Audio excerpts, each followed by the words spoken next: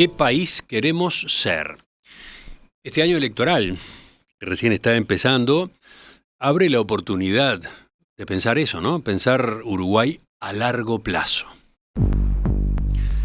Para que se pueda reflexionar en esa dirección, hay varios aportes que se han producido desde la academia.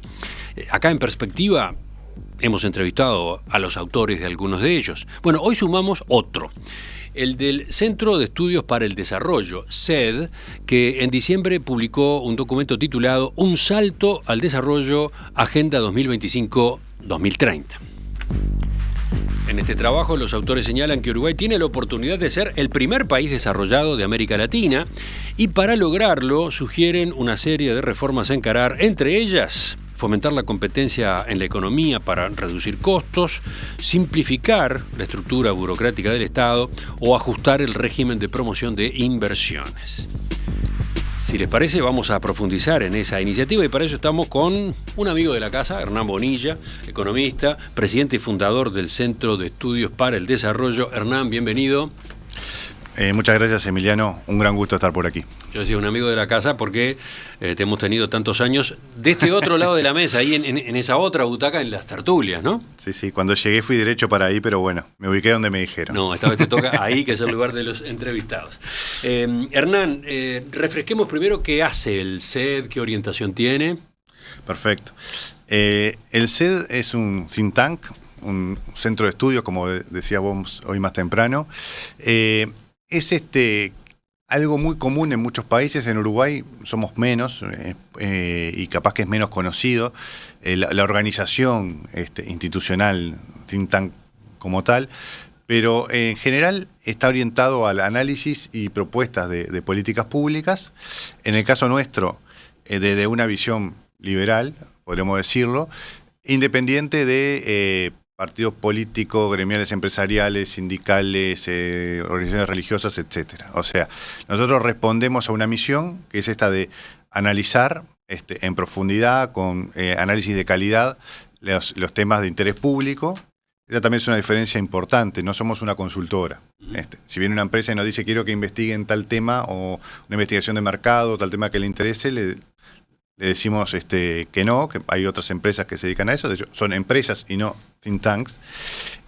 Los temas que investigamos nosotros tienen que tener interés público y tienen que tener relación con alguna política pública, de forma que el análisis no sea un análisis, un paper académico, meramente. Nosotros no buscamos correr la frontera del conocimiento en un área específica, sino llegar a recomendaciones de políticas públicas, ¿no?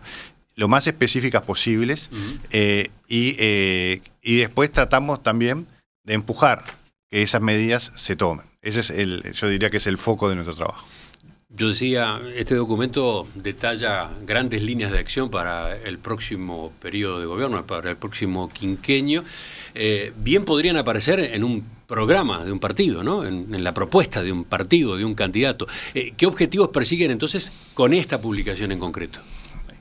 Sí, yo creo que ojalá veamos muchas de estas propuestas en los programas de los candidatos. Cuantos más propuestas y más candidatos las tomen, mejor, porque aumenta la probabilidad de que puedan implementarse. Nuestro objetivo es, con este documento, que le llamamos un salto al desarrollo, es de alguna manera como condensar el trabajo de 7 años que ya lleva el CED de investigación en distintos temas, investigaciones sectoriales, investigaciones de temas específicos de políticas públicas. En varios temas, además, acumulamos varios documentos de trabajo. Están todos disponibles en la web para quien quiera profundizar en estos temas. Este documento apunta a condensar ese trabajo. Son 22 páginas, es un documento corto, con poco diagnóstico y mucha propuesta, con la idea justamente de no irse por las ramas, sino dar nuestra visión de qué es lo que tendría que hacer Uruguay en una serie de temas, no todos, esa es otra diferencia capaz que con un programa de gobierno, no están todas las áreas, pero sí hay unas cuantas y son las que nosotros creemos que son prioritarias para que Uruguay pueda dar ese salto al desarrollo que nosotros creemos que es posible, no fácil, pero es posible si hacemos algunas cosas que tenemos que hacer. Sobre el final, el documento tiene esta advertencia. Si el próximo gobierno llega sin una agenda clara y sin un impulso reformista, corremos el riesgo cierto de caer en una espiral de estancamiento económico y descontento social, como hemos visto en otros países de la región. Sí. ¿Por qué así esta alarma? Es una preocupación que tenemos porque nosotros solemos creer que en Uruguay no pasa nada, ¿no? Y que, bueno, hay cosas que pasan en otros países, pero en Uruguay no llegan. Y yo creo que tenemos que perder un poco esa visión un tanto provinciana de que el Uruguay es distinto, somos excepcionales, tenemos inmunidad contra otros problemas que están enfrentando otras sociedades de América Latina y en el mundo. Y yo creo que, para tomar un caso muy concreto, todos hablamos en la campaña electoral pasada y en anteriores, muchos candidatos hablaban de Chile como un ejemplo, ¿no? Y Chile era un país que sin duda se había tenido un progreso extraordinario. Había crecido su producto por habitante, se había desarrollado en muchas áreas, había mejorado muchísimo sus indicadores sociales. Realmente había pegado un salto muy importante, muy positivo. Y un buen día, la economía entró a estancarse, empezaron a tener problemas también con políticas públicas, se generó un gran descontento social y terminaron en un berenjenal con el tema de la reforma de la Constitución, con un gobierno de izquierda radical y, bueno, ya nadie habla de Chile como un país que próximamente podamos ver como el primer país desarrollado de América Latina. Y eso pasó casi que de un día para el otro. Entonces, Uruguay tiene otros amortiguadores, somos un poco aquello de Real de Azúa todavía, ¿no? De una sociedad amortiguadora, las cosas en general pasan más lento y más suave, pero yo creo que no podemos dejar de perder de vista que para satisfacer las demandas sociales necesitamos una economía dinámica y que crezca para poder volcar recursos a los problemas que tenemos que solucionar. Si no, se puede generar un descontento y yo creo que eso no está muy mapeado y creo que es importante ponerlo sobre la mesa. Sí, en particular, dicen ustedes, Uruguay debe crecer más de lo que ha venido creciendo últimamente, debe aumentar su ritmo de crecimiento. Esa es una convicción que no solo maneja el CED, está bastante extendida, pero ahí está uno de los énfasis, ¿no? Sí. Digo, porque vamos a terminar este año 2023, aparentemente, con crecimiento cero, directamente con crecimiento cero. Pero ustedes van más allá de eso, van más allá de esta circunstancia puntual, ¿no? Claro, el dato del 2023, que nosotros creemos que va a andar en 0,5 es estancamiento, para no andar sin eufemismos. Pero eso es coyuntural, está la sequía, hay problemas que afectaron y este año vamos a crecer más cerca, el 2024 más cerca de 4, al final vamos a promediar algo parecido al 2 y pico, que es la tasa de crecimiento de largo plazo de la economía uruguaya. Lo que nosotros decimos es justamente, y creo que es un problema que sin dudas muchos identificamos como un desafío importante de Uruguay, hay que aumentar esa tasa de crecimiento. Los efectos de largo plazo de pequeños cambios en la tasa de crecimiento anual son muy grandes. Entonces, la diferencia entre crecer al 2 y al 3% es muy grande acumulado en décadas y hace diferencia muy grande en la calidad de vida de la gente. Entonces, es un foco que tenemos que tener en políticas y medidas específicas que aumenten la tasa de crecimiento de la economía uruguaya. Después hay toda otra serie de políticas que son importantes, pero hablar de salud, educación, vivienda, etcétera, sin una economía que crezca más, puede ser inconducente si no tenemos los recursos para invertir en esos otros temas. A propósito de cómo estamos, ustedes también sostienen Uruguay vive en la trampa del ingreso medio. Al oyente este concepto le debe sonar, también lo maneja, por ejemplo, en sus últimos libros el contador Ricardo Pascale, pero no viene mal revisarlo, ¿no? ¿Qué quiere decir? ¿Qué dificultades impone esa trampa en particular? Es un concepto bastante difundido en la literatura económica. Nosotros lo tratamos de popularizar un poco en este documento, explicándolo en forma sencilla. El principal problema sería Uruguay no es un país en el que vaya a haber inversiones nacionales o del exterior porque somos un país barato. No tenemos mano de obra barata, no tenemos recursos baratos, por suerte, porque quiere decir que estamos en un nivel superior en términos de calidad de vida de otros países. Pero inversiones que busquen un país barato no van a llegar a Uruguay. Pero por otro lado, tampoco tenemos una economía suficientemente sofisticada para que bancar costos altos en términos de infraestructura, en términos de capital humano, en términos de una serie de recursos que son necesarios para esas inversiones más sofisticadas. Entonces, si no llegan inversiones porque somos baratos, ni las que buscan mayor sofisticación, se nos puede complicar para tener una tasa de inversión alta. Y una tasa de inversión alta es condición indispensable para tener una mayor tasa de crecimiento. Entonces, justamente lo que busca el documento, las propuestas que nosotros planteamos es cómo salir de esa trampa del ingreso medio, que obviamente no es abaratándonos y empeorando la calidad de vida en el país, sino sofisticando nuestra economía, siendo más competitiva, más productiva, con una mano de obra más productiva, que al revés, si generamos un círculo virtuoso de crecimiento y la economía aumenta su productividad, vamos a poder tener mayores salarios, mayor bienestar, mayores jubilaciones, etcétera.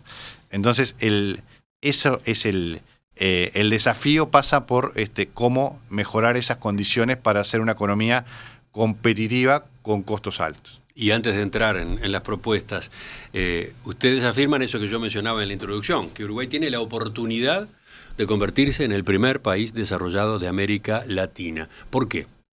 Porque pese a estos inconvenientes que acaban de ser mencionados, ¿por qué estamos en esa posición? Y porque Uruguay también tiene fortalezas, ¿no? Uruguay, cuando uno mira rankings internacionales de democracia, derechos humanos, libertad de prensa, libertades personales, Uruguay está en los primeros lugares del mundo. No de la región, del mundo en general, ¿no? Indicadores de The Economist, Freedom House, etcétera, muestran que Uruguay tiene realmente una posición privilegiada en ese tipo de indicadores.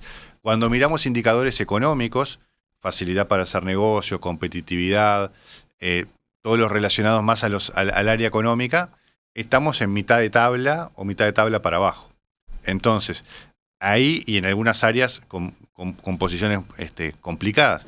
Entonces, tenemos como una dualidad ahí, ¿no? Muy buenas, para simplificarlo y resumirlo, muy buenas instituciones políticas, que es algo que reconocemos todos y es una fortaleza de Uruguay, pero tenemos problemas en las instituciones económicas. Entonces, ahí tiene que estar el foco de las reformas. Cómo mejorar nuestras instituciones económicas para que machee mejor estas buenas instituciones políticas con mejores instituciones económicas para que Uruguay entre en ese proceso de desarrollo. Y la pregunta siguiente es, ¿qué entienden por desarrollado? ¿Qué es ser un país desarrollado? Y yo creo que es lograr lo que hasta ahora no ha logrado ningún país de América Latina. Nosotros recién hablamos del caso chileno, pero también teníamos países que, al revés, capaz que el caso uruguayo, tuvieron buenas reformas económicas, pero tuvieron problemas políticos y también quedaron por el camino. Capaz que el desarrollo es un concepto que puede ser muy amplio.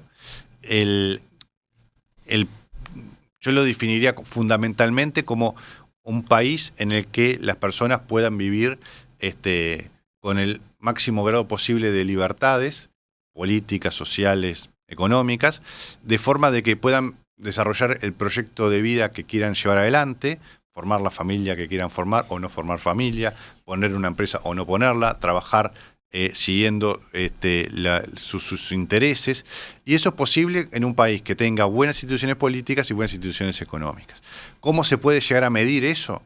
Hay distintos indicadores, claramente están todos muy correlacionados con el ingreso por habitante. Al final del día, un país que tiene un ingreso por habitante bajo no va a tener buenas condiciones de vida en ningún sentido, y un país que tiene un alto ingreso por habitante, como los países del primer mundo, obviamente las personas acceden a mejor educación, mejor salud, mejor vivienda y mejores condiciones de vida en general. Pero seguramente no alcanza con eso, porque ese indicador es un promedio, ¿no? Claro, supongo que hay que atacar los bolsones que puede esconder ese promedio. Seguro. Pero también hay los países que logran hacer reformas económicas, que van hacia un sentido de mayor libertad económica, mejoran también los indicadores sociales. disminuye la pobreza, disminuye la indigencia, mejora la expectativa de vida, baja la mortalidad infantil. Todo eso está muy correlacionado. Igual, estoy de acuerdo, hay políticas específicas que se pueden adoptar en los temas sociales. De hecho, nuestro documento se divide en dos áreas. Un área que analiza el tema del salto de la competitividad, la parte más económica, y la otra analiza el salto de bienestar, ¿no? Cómo mejorar las condiciones sociales específicamente, y ahí también se requieren políticas específicas. No alcanza, estoy de acuerdo que no alcanza con el crecimiento económico, hay temas que requieren políticas específicas, y Uruguay tiene claramente en algunos de esos temas problemas. Algunos muy identificados, como la pobreza en la primera infancia, pero además, y creo que esto también es importante, son agendas que hay que entender como complementarias. No es por un lado va la economía y por el otro va los temas sociales. Si no tenemos una economía que crezca más, no vamos a poder abordar los problemas sociales de la forma que queremos para arrancar, porque no va a haber recursos para hacerlo. Pero a su vez, tener mejores indicadores sociales, mejor educación, mejor salud, etcétera, también hace a tener una economía más competitiva. Entonces, ¿cómo es eso? A ver, ¿por qué esa segunda parte? Claro, nosotros tenemos, por ejemplo, malos indicadores de egreso de secundaria. En Uruguay es un problema muy, muy identificado, ¿verdad? Si no logramos mejorar los indicadores de egreso de secundaria, por ejemplo, no vamos a tener el capital humano que requieren las inversiones sofisticadas de las que hablábamos antes para que la economía crezca. Por poner un ejemplo, si no tenemos un sistema, se puede profundizar también, por ejemplo, la agenda de cuidado que permita que las personas también puedan trabajar más, y sobre todo las mujeres puedan terminar de cerrar la brecha de actividad que todavía tienen con los hombres. Eso también hace a una mejora en temas sociales que tiene un impacto en la economía. Entonces, la agenda social y la agenda económica van de la mano. A partir de esta gran introducción, en la segunda parte de la entrevista con el economista Hernán Bonilla, presidente del Centro de Estudios para el Desarrollo, vamos a conocer por dónde es que vienen las propuestas que ellos hacen. En particular, uno de los capítulos, la agenda pro competencia. ¿De qué hablan concretamente? ¿Qué es lo que en Uruguay puede o debería mejorar en materia de competencia dentro del país, ¿no? En particular dentro del país? Ellos dicen, por ejemplo, analizar mercado a mercado y re-regular para fomentar la competencia. ¿Qué es eso? Uruguay tiene la oportunidad de ser el primer país desarrollado de América Latina. Esa afirmación pertenece al CED, Centro de Estudios para el Desarrollo, un think tank de orientación liberal, que a fines del año pasado dio a conocer un documento con una agenda de reformas que plantea para aplicar en el próximo quinquenio. Hoy, en la entrevista central, estamos profundizando en esas propuestas. Nos acompaña el economista Hernán Bonilla, presidente y fundador del Centro de Estudios para el Desarrollo, a quien ustedes conocen de las tertulias, donde ha participado durante años de esos debates. Hernán, en este documento, ustedes proponen, plantean, enumeran una larga lista de propuestas de reformas para mejorar la competitividad. Creo que sería interesante justamente en esta parte de la entrevista ver algunas de ellas. Y empiezo por lo que llaman agenda pro competencia. Ustedes señalan que para ser competitivos y al mismo tiempo mantener niveles de bienestar, Uruguay tiene que ser más barato para producir y también para vivir. Y afirman que se puede abaratar costos con mayor competencia, con más libertad económica. Ahí está como uno de los nudos, ¿no?, de este escrito. ¿Por qué? Veamos esto, ¿no? Sí, yo creo que es una parte muy importante de la agenda del desarrollo, ¿no? Uruguay es hablamos en la primera parte, es un país caro para invertir, pero también es un país caro para vivir, ¿no? Uno, cuando viaja y va al supermercado en otros países, se encuentra, incluso en países del primer mundo, encuentra algunos bienes más baratos que en Uruguay, ¿no? Y uno se pregunta, ¿cómo puede ser que eso suceda? Entonces, ahí uno encuentra problemas de formación de precios en Uruguay, que hace que en algunos bienes muchos incluso de la canasta básica de consumo de la población, tengan niveles altos en términos de la comparación internacional, despejando el efecto tipo de cambio, igual uno encuentra que somos caros. Entonces están las dos puntas, somos caros para la inversión, pero somos caros también para vivir. ¿Cómo hacemos para tratar de que ser menos caros, por ejemplo, para vivir y bajar el costo de vida en el Uruguay? Bueno, nosotros identificamos una serie de mercados, pero creemos que esto puede ampliarse mucho. Cuando uno se acerca a analizar algún mercado en Uruguay, muchas veces se encuentra que por distintas vías hay mecanismos de protección. No son solamente de repente aranceles, pero pueden ser algunos requisitos para la importación o temas de hecho o instituciones que son las que determinan qué se puede importar o qué no se puede importar. Y ahí entran, uno encuentra una casuística que puede ser un tanto entreverada, pero que requiere, por eso nosotros hablamos de análisis mercado a mercado. Vamos a algunos de esos mercados, a ver. Sí. Nosotros ponemos, por ejemplo, el mercado de los combustibles, ¿no? Nuestra propuesta es que se libere toda la cadena de los combustibles. Esto es, estuvo en discusión a comienzo de este gobierno el tema de, por ejemplo, la liberación y la importación de combustible, ¿no? Nosotros creemos que hay que ir a la liberación de la importación de combustible. Pero vamos más allá que eso. Pero vamos más allá de eso. También creemos que hay que liberar la distribución y la comercialización de combustible, para que haya competencia en toda la cadena, que pueda haber competencia en importación, distribución y comercialización. Nosotros creemos que eso puede llevar, nosotros creemos no, la competencia lleva a que haya una mayor presión sobre las empresas para tener que poner precios más bajos. Eso, tenemos experiencias históricas en el mundo y en Uruguay. Veamos lo que pasó en Uruguay cuando se desmonopolizaron los seguros, por ejemplo, ¿no? Los precios de los seguros bajaron sustancialmente a partir de la desmonopolización. Y ni que hablar los casos que podemos encontrar en el mundo en todos estos ejemplos que podemos ir poniendo. De todos modos, el rubro combustibles es delicado, es especialmente crítico en la medida, bueno, que para empezar, que Uruguay no es productor de petróleo, ¿no? Que hay que depender de importaciones para empezar toda la cadena, ¿no? Seguro. Y se puede seguir importando petróleo para refinar en Uruguay, o se puede importar combustible ya terminado, y después también hay problemas. Cada mercado tiene sus problemas. En el caso de la importación hay problemas de almacenamiento y de la cadena. Sin duda que cada mercado tiene sus especificidades. Pero nosotros creemos que solo la posibilidad de la importación y habilitar la competencia tiene efecto sobre el precio.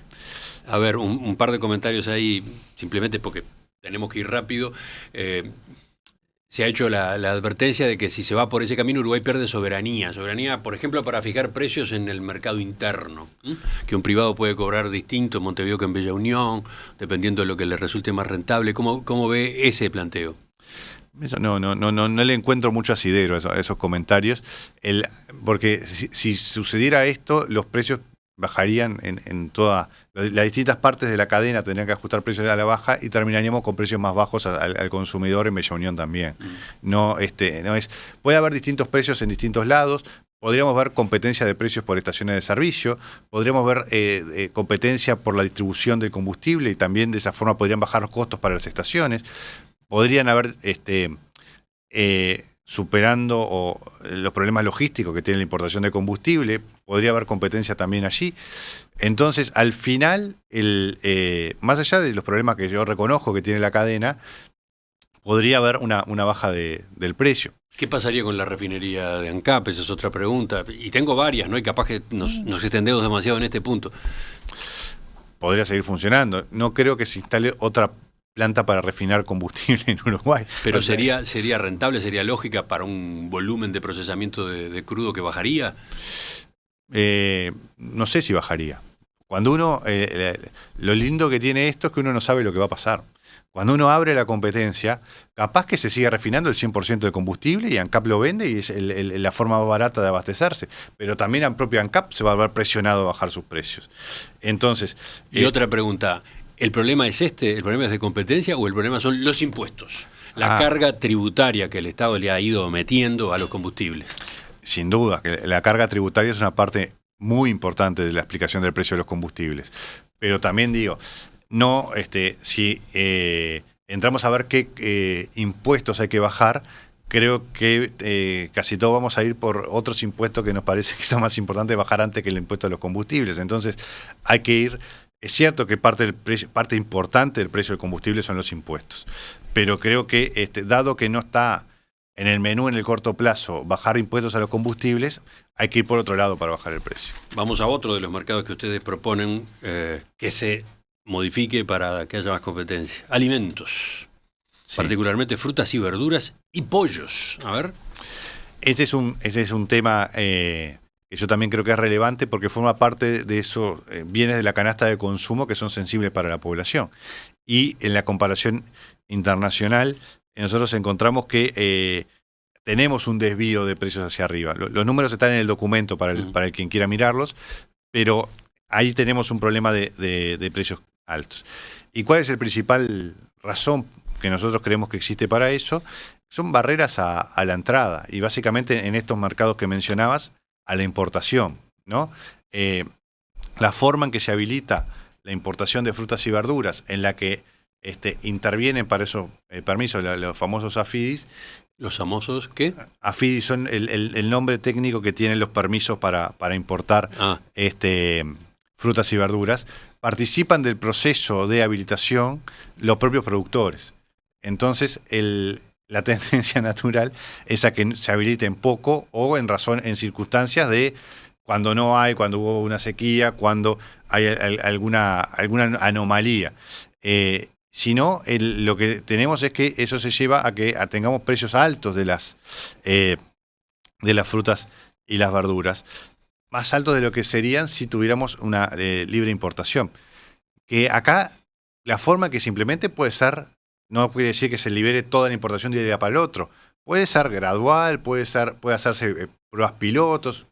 La forma de implementarlo creo que puede discutirse. Hay una amplia gama de opciones. Sí, claro, porque el impacto que tiene una medida como la que ustedes están proponiendo en quienes hoy se mueven en ese rubro en Uruguay seguramente es grande, ¿no? Sí. Impacto negativo. Claro. Pero acá también yo creo que no necesariamente tiene el efecto catastrofista de pensar, bueno, si se habilita la importación desaparecen los productores nacionales.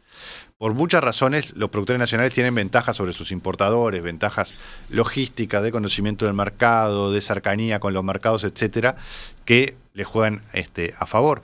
Muchas veces lo que pasa cuando se abren los mercados, aunque sea parcialmente, lo que hace es que actores que tienen una ganancia extraordinaria por esa protección, tienen una ganancia menor bajando los precios y eso beneficia al consumidor y las empresas siguen existiendo, no es que desaparezcan. En todo caso, además las obliga a mejorar su productividad y su competitividad. Por ejemplo, hacer inversiones para ser más competitivos. Y ahí también hay una serie de medidas que pueden adoptarse que a nosotros nos parece bien. Por ejemplo, podría haber créditos específicos y créditos blandos para ayudar a las empresas a que se adapten. La apertura puede ser gradual. Esto no quiere decir ir de un día para el otro a una medida total. Pero sí creo que si no habilitamos la apertura del mercado, los precios no van a bajar porque las empresas no tienen incentivos para bajar. A ver, cualquiera de nosotros cobramos lo que podemos. Si podemos cobrar precios más altos, cobramos precios más altos. La lógica de las empresas es esa. No hay por qué pedirles que hagan otra cosa. Otro de los mercados que ustedes proponen desregular, el de la salud. ¿Están hablando de las instituciones de asistencia médica? ¿Cómo es? Yo creo que el mercado de la salud también es un mercado muy regulado, también es un mercado que tiene sus especificidades. Necesita una reforma de segunda generación, dicen ustedes. Algo de ese estilo. La forma en que se asignan las cápitas a las instituciones, nosotros creemos que lleva a que las instituciones, lo que conocemos como las mutualistas, tengan problemas, ¿no? Y tengan sesgos a qué población apuntar. Eso tiene sus desactualizaciones. El tema de la salud en general, en los temas de política pública, es un tema que en Uruguay tenemos poco estudiado, ¿no? Y creo que y en general tenemos buenos indicadores de atención.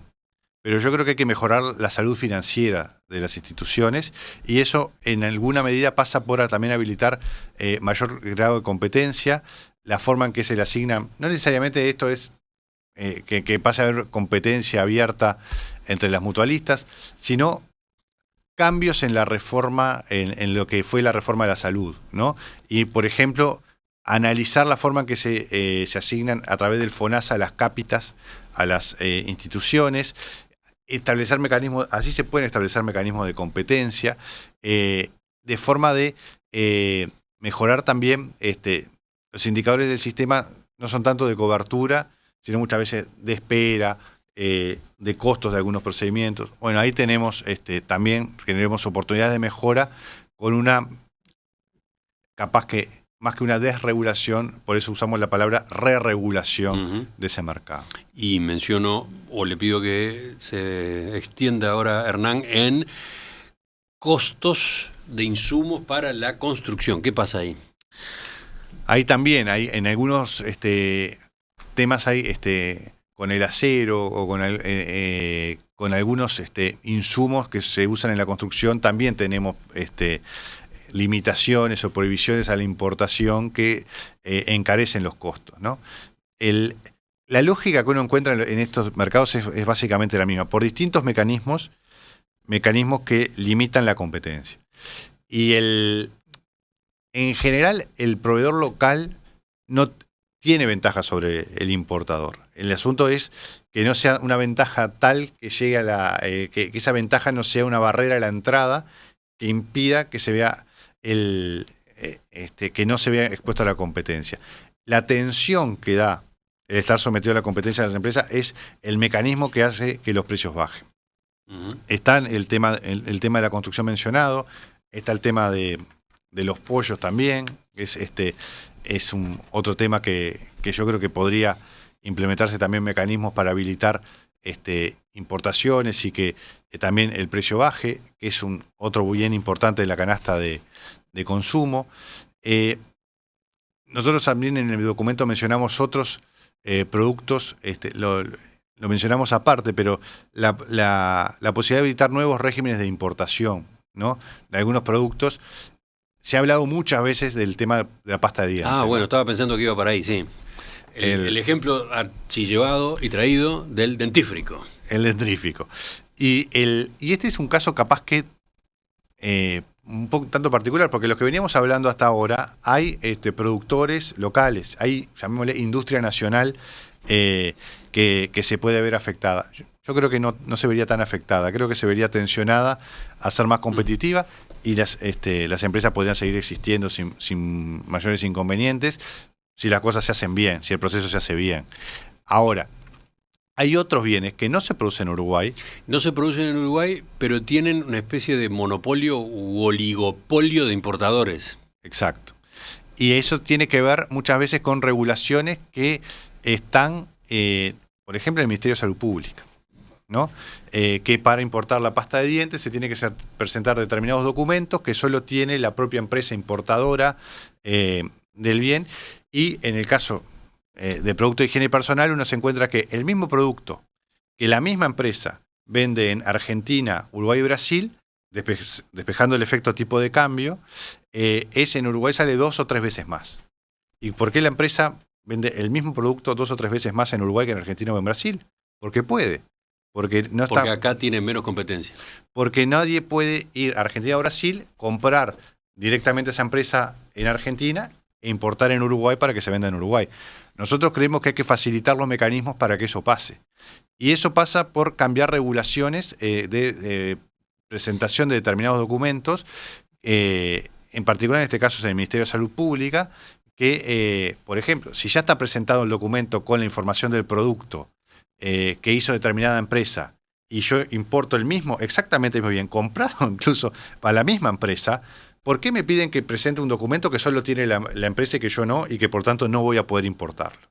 Eso es una barrera a la entrada que está detrás de la aplicación de los precios, que no tiene ningún sentido.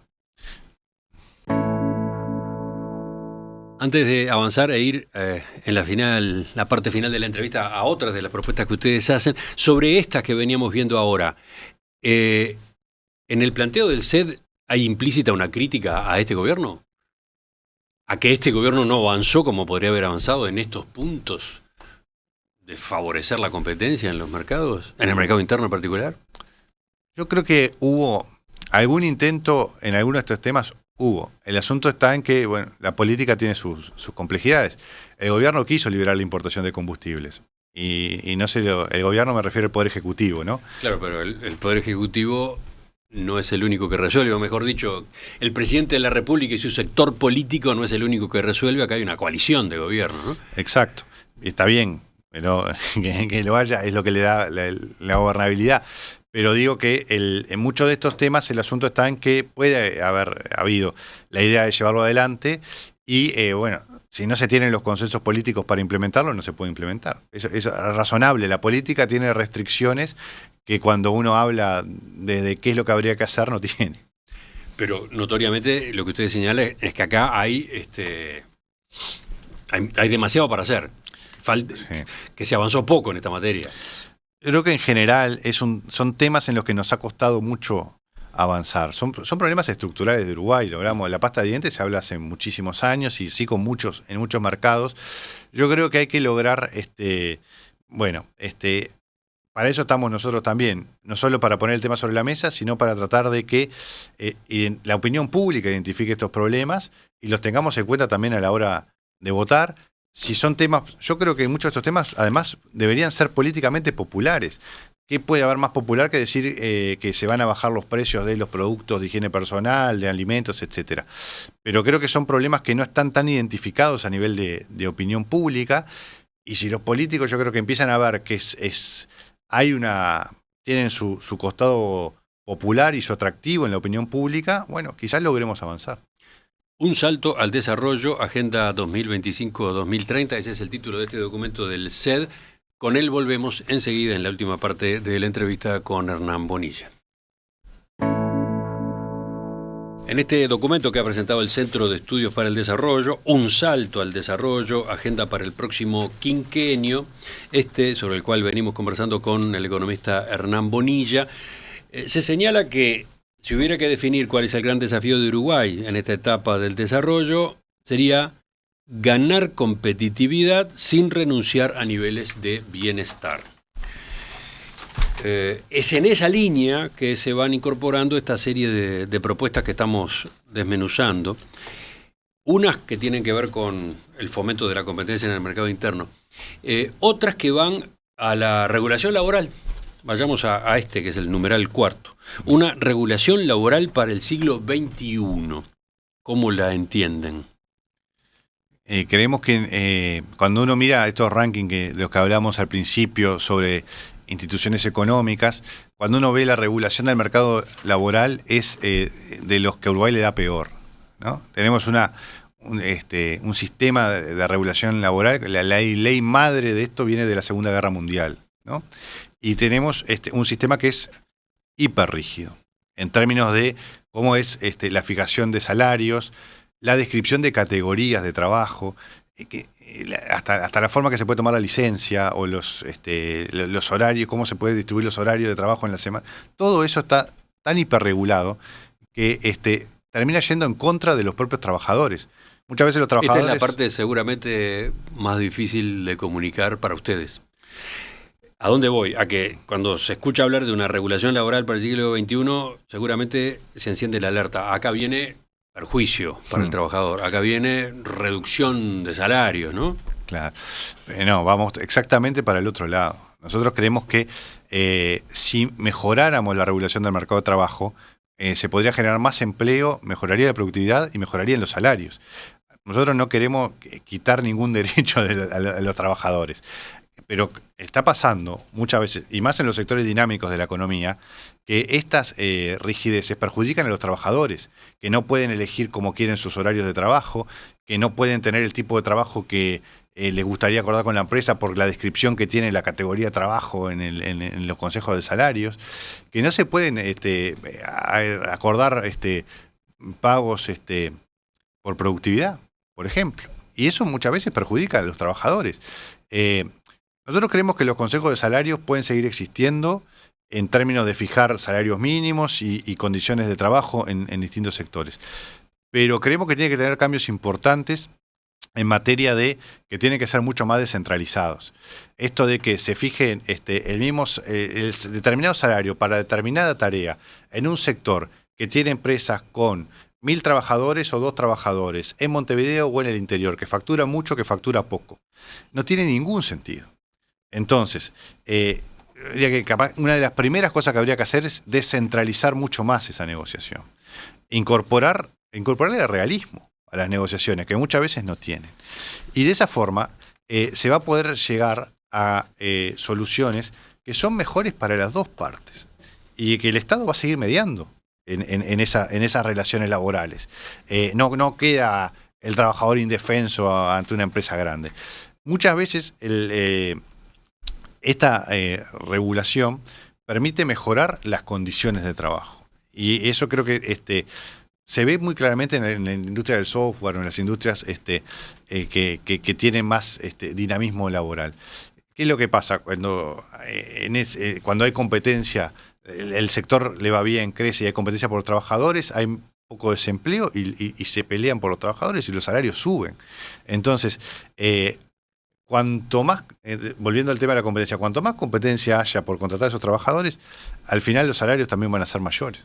Ustedes insisten en que hay que incorporar la productividad en la determinación de los salarios. Sí. Nosotros en el documento hay un gráfico que es clarísimo sobre la relación entre la productividad del trabajo y los salarios. En esto, cuando aumenta la productividad del trabajo, los salarios pueden aumentar y eso se puede dar con aumento del número de trabajadores. O sea, no destruye trabajo. Ahora, cuando se fuerza el aumento de los salarios por encima de lo que banca la productividad de esos trabajos, se destruye trabajo. El ejemplo clarísimo es el periodo de gobierno anterior, ¿no? 2015-2019, cada año se destruyeron puestos de trabajo, 56.000 puestos de trabajo. Para los que están mirando por la transmisión en imagen, están mostrando la gráfica en este momento. Ahí está la gráfica, sí. Es muy claro cuando uno mira esa gráfica cómo cuando se desfasa, cuando los salarios se fuerzan los consejos salarios, que aumenten más que la productividad, se destruyen puestos de trabajo.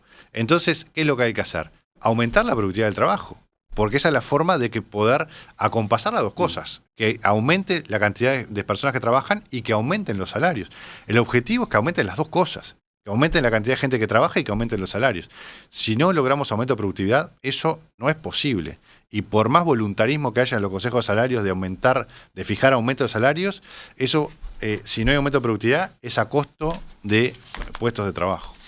Para ir redondeando una visión al galope de lo que incluye el documento del Centro de Estudios para el Desarrollo, una visión que no va a quedar completa sin duda. Me detengo ya ahora en el tema inversiones. 2 puntos acá. Ustedes dicen, es necesario profundizar la innovación como estrategia país. A ver, en pocas palabras, ¿para dónde van con esto? Yo creo que Ricardo Pascale ha insistido mucho y muy bien en este tema. Bueno, vos lo entrevistaste. Yo creo que el asunto está en que hay muchos de los sectores en que la economía uruguaya puede crecer y acá tampoco hay que pensar que hay sectores que se pueden promover, pero esto no es tal sector o tal otro. Tiene que ser sumar distintos sectores y tratar de generar las condiciones generales mejores posibles para que haya sectores que despeguen. Y muchas veces lo que termina pasando es que los sectores que le va mejor y que generan más puestos de trabajo y que son más dinámicos, uno no son los que preveía. Eso es lo bueno que tiene la libertad, que es impredecible. Pero acá yo creo que tiene que haber, estoy de acuerdo con que pueda haber mayor apoyo estatal a la innovación, mayores mecanismos para que las empresas puedan incorporar. Hay que incentivar la innovación privada, sobre todo, la apuesta por en algunos aspectos, incluso los costos de innovar bajan en la medida que hay tecnologías disponibles que antes no existían fácilmente. Todo esto de la inteligencia artificial abre posibilidades en la cual yo he hablado con empresarios que han usado herramientas de inteligencia artificial que son gratuitas para mejorar procesos en la empresa y ha mejorado su productividad enormemente con herramientas que están gratis en Internet, ¿no?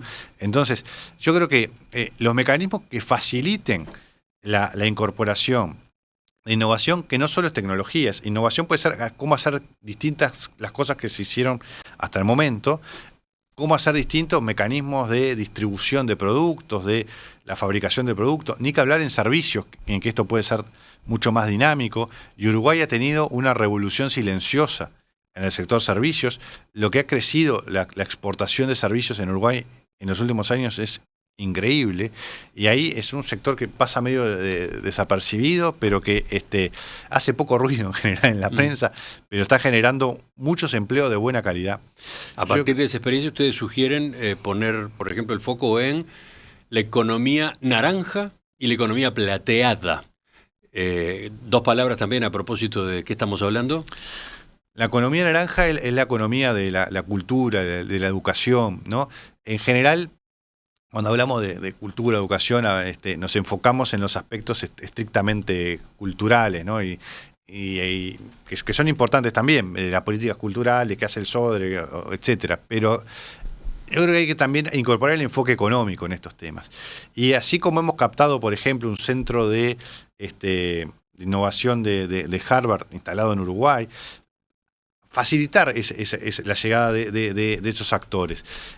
Hay, como suele pasar en muchos sectores, en general cuando hay uno solo es más difícil, pero si uno logra que vengan varios, se genera un ecosistema que se retroalimenta y la cosa crece. El asunto ahí está en la economía naranja, en facilitar el desarrollo local y la llegada del exterior de actores que en el mundo está estudiado, en el documento están citados algunos números también. Es una economía que tiene un potencial de crecimiento brutal. Está hablando, por ejemplo, también del sector audiovisual. Claro, que en Uruguay ha tenido un crecimiento muy importante en cantidad de empleo, se ha duplicado en estos últimos años, con mecanismos de incentivo que muchas veces no implican que el Estado pierde plata, porque los fondos que se le dan vuelven en los impuestos que pagan por empleo, por catering, por un montón de cosas, de servicios que contratan. Hay empresas en Uruguay que se han desarrollado muchísimo para brindar servicios de primer nivel en estos temas, pero es una economía que tiene un potencial de crecimiento muy grande y que Uruguay tiene condiciones para desarrollarlos. La economía plateada, por otro lado, es la que se concentra en los mayores de 60 años, ¿no? Claro. Y ahí también Uruguay es el país, como sabemos, más envejecido de América Latina. Tenemos tasas de envejecimiento de la población casi de país de primer mundo, lo cual es una buena noticia, porque quiere decir que la gente cada vez vive más y en mejores condiciones. Entonces, y mucha gente llega a la edad de jubilarse con ganas de seguir haciendo cosas y en condiciones de hacerlo. Y yo creo que también hay que... puede ser gente que esté en una empresa, de repente no haciendo lo que hacía antes o no teniendo un trabajo formal necesariamente, pero asesorando, brindando su experiencia. En esto de incorporar también, nosotros lo mencionamos en el tema educativo, los sistemas duales de formación, ¿no? La parte teórica, pero también con la parte práctica. Los de más de 60 continúan aportando, continúan trabajando, pero después está esos de más de 60 vistos como consumidores, que efectivamente son un mercado interesante, ¿no? Claro, y lo vemos como consumidores, enganchando con lo anterior, de servicios culturales, de servicios turísticos. Obviamente es una población mucho más activa de lo que la identificábamos en el pasado y con un gran potencial humano de aportar, de seguir aportando desde otro lugar quizás que el que hacían como trabajadores activos y también sin duda como consumidores en la economía. En Perspectiva, desde 1985, periodismo profesional e independiente. El documento completo, Un salto al desarrollo, Agenda 2025-2030, del Centro de Estudios para el Desarrollo, va a estar publicado en nuestra web junto con el audio y el video de esta entrevista. Pero para terminar, Hernán, ¿qué vinculación política termina teniendo o no el CED? Lo digo porque en estos días ha trascendido que Agustín Iturralde, también conocido de los oyentes por su participación en la tertulia y que es otro de los fundadores del CED, va a ser el coordinador de los equipos técnicos de Álvaro Delgado, uno de los precandidatos del Partido Nacional. Entonces, como yo decía al principio, el CED es una organización independiente. Este documento se lo hemos estado presentando a candidatos de todos los partidos y a referentes de todos los partidos. De hecho, de todos los partidos con representación parlamentaria, sin ir más lejos, y tenemos diálogos con todos. Agustín obviamente es el director ejecutivo del CED y es un pilar del CED. Si él decide asumir un rol como coordinador de los programas de Álvaro Delgado, obviamente eso va a ser incompatible con el CED y se dedicará a esa tarea y dejará de ser el director ejecutivo del CED. Y es una decisión personal, obviamente. Uh-huh. Pero el CED como tal, entonces no asume esa relación. No, de ninguna manera asume ninguna relación con ningún partido ni con ningún candidato. Nosotros, al revés, queremos que nuestras propuestas las incorporen candidatos de distintos partidos. Nosotros tratamos, yo comentaba al principio, no solo lanzamos las propuestas, queremos que se lleven adelante. Y para que se lleven adelante hay que hablar con todo el mundo. Y nosotros ojalá veamos en los programas de gobierno y de los distintos candidatos en estos próximos meses que las ideas del CED son incorporadas en distintos lados. Hernán Bonilla, economista, presidente del Centro de Estudios para el Desarrollo, gracias por acompañarnos esta mañana. Un gusto, Emiliano.